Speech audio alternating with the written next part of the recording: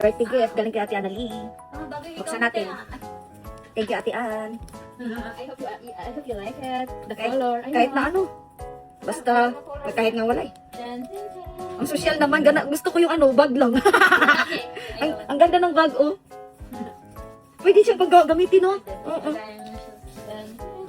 Ah! Pang exercise? Wow! Ay, oo!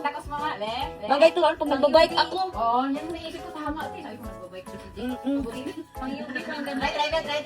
Try. Kasya ba? Kasya, medium nga eh. Alam ko na yung size niya eh. Tagal-tagal na mo nag...